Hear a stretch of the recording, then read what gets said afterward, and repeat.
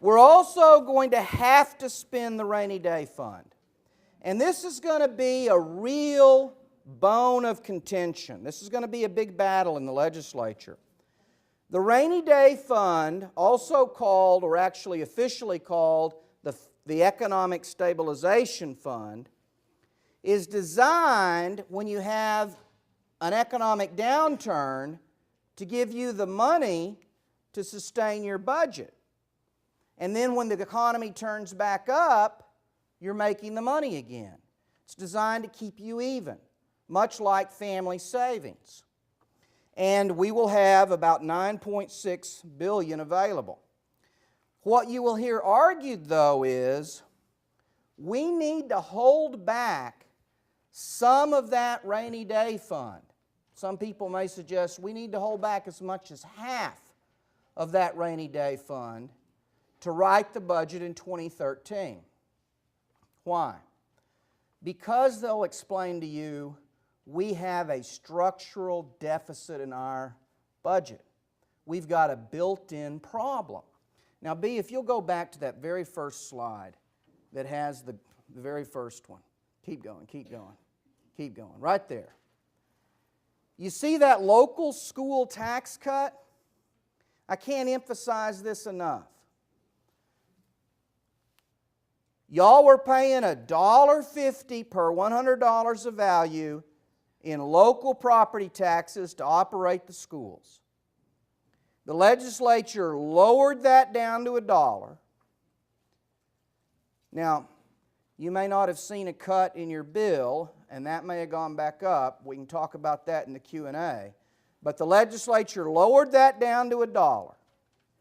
They created a new margins tax, and they increased the cigarette tax, but that only paid to lower it to $1.20.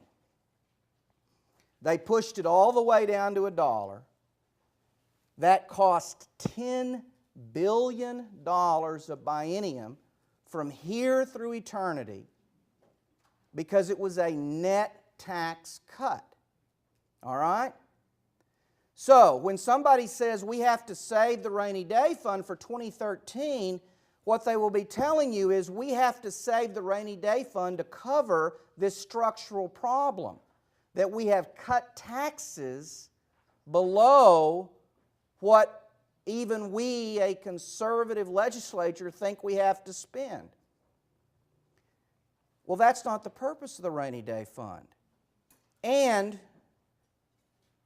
that might get you past 2013, but then what do you do for 2015? What do you do for 2017? So this is going to be a big issue. This is why people want to save the rainy day fund. So this is going to be a big issue. All right, B, let's go back to that rainy day fund slide. Okay, now, so we're going to have to spend the easy money. We're going to have to spend the rainy day fund, and we're still going to have a shortfall. So what can we do? Well, we could get rid of some exemptions in present taxes. And I'm going to go through these pretty fast, but I just want to show you that the present tax code has a whole lot of exemptions where one fellow's paying a tax and another fellow's not, and it's the same tax. So let's go. Here we go. So we have a sales tax on business and professional services. We don't tax business and professional services. That could raise $5.6 billion. We have what's called a high-cost natural gas exemption. So how many of y'all are from Fort Worth? My brother has a lease, you know. So did y'all get a good lease? My mom delayed signing the lease papers and didn't get a lease. So what happened was we gave an exemption for people to develop the technology to go out and get that high-cost gas. They've developed the technology now, and they're getting the gas, but they still get the exemption. There's an optional percentage homestead exemption that favors high-income homeowners that cost us $1 billion a year. Let's take the next one. There's a Freeport property tax exemption. There's the 10% property tax appraisal cap. We also give, if Walmart hits the button and pays its taxes, we give them a huge prepayment discount. They make 5% on the money with this prepayment discount.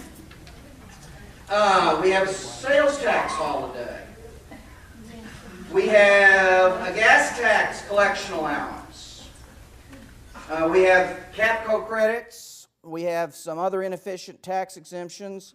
And we have a reimbursement of school taxes for local tax abatements. So there's a whole bunch of ways where you could look at the tax code and say these exemptions might have been a good idea when they were adopted. They're not a good idea anymore. We're going to eliminate the exemption, put these taxpayers on the same footing as all the other taxpayers. You could raise a whole lot of money. Well, how about existing taxes? Could we raise any existing taxes? Well, I'm just going to show you the options. And by the way, before I do, I want to say I'm not advocating every one of these options. We've just gone through, scrubbed it, come up with a list for you to think about. So we could raise the sales tax.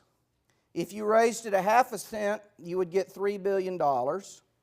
You could raise the new business franchise tax a quarter cent and get $2.1 billion. You could raise the gasoline tax by 5 cents and get $1.6 billion. It does, which is why, the next slide, whoop, not yet. No, go to this next slide. You could raise the cigarette tax. You say, well, we just raised it. Well, we did, but a bunch of other states have raised it more. And we could raise it again and still not be at the top. You could raise the motor vehicle sales tax, or you could narrow that down to a tax on luxury cars. You could raise the beer tax. The beer tax hadn't been raised since 1984. Yeah.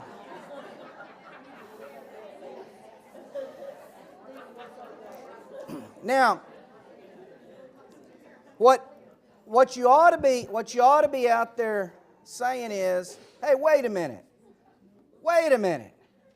Aren't you the same fella that came here just a couple of years ago and explained to us that Texas had the most regressive tax system in the nation, and now you're talking about raising all of these taxes, which is primarily going to hurt middle and lower income families? Well, other states have figured a way not to entirely address that, but to address it, and that is you can protect working families from tax increases by having a working families tax rebate. The state of Washington, for example, enacted this in 2008. And what that does is it adds a percentage to their federal earned income tax credit. Y'all, I hope all know about the earned income tax credit, where low-income families who have earned income get a tax credit back from the federal government. It's designed really to offset the regressivity of payroll taxes. 2.4 million Texas families received the earned income tax credit in 2007. That's 21% of income tax filers. So you could raise the sales tax, and you could use part of the money to give a working family tax credit and still come out ahead without doing as much damage to low and middle income families. There's also the possibility of a quality assurance fee, which would raise us money for Medicaid. There's a soda tax that many states are adopting now. I've insisted that we not advocate unless it's sugary soft drinks. No tax on Diet Coke, right?